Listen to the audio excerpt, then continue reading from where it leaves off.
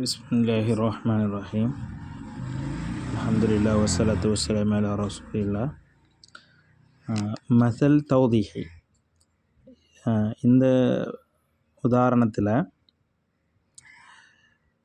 லிதக்கரி மிஸ்ரு ஹல்லில் உன்சைன் என்ற அடிப்படையில் ரெண்டு டபுள் மடங்காக கொடுக்கப்படணும்.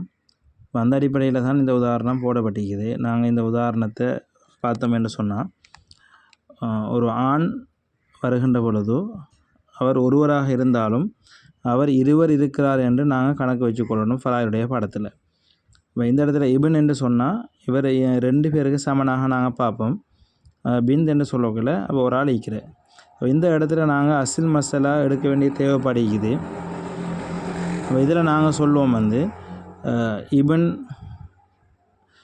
இரண்டு பேர் தலையாக நான் கணக்கு பார்த்து ரெண்டு என்றும், பிந்த் ஒரு தலை என்ற கணக்கு பார்த்து, அப்போ ரூஸ் மூன்று ரூஸுகள் இருக்குது. அப்போ மூன்று பேர் இருக்கிறாங்க என்ற மாதிரி நாங்கள் கணக்கு வச்சுக்கொண்டு தலையை கணக்குப்படி அசுல் மசாலா 3 போடுவோம். அதுக்கு பின்னால்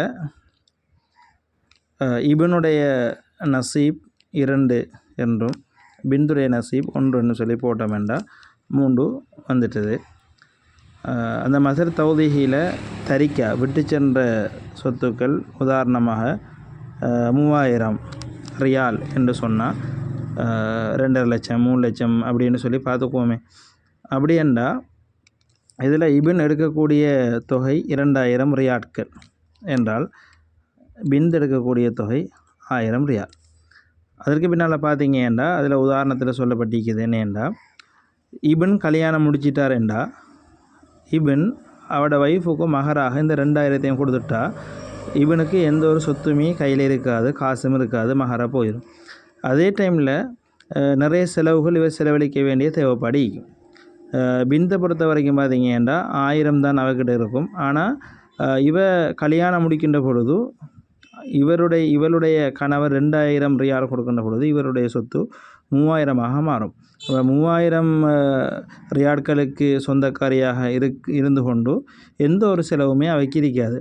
குடும்ப செலவுகள், பிள்ளையுடைய செலவுகள், வீட்டுடைய செலவு ஒன்றுமே இவருக்கு இல்லை.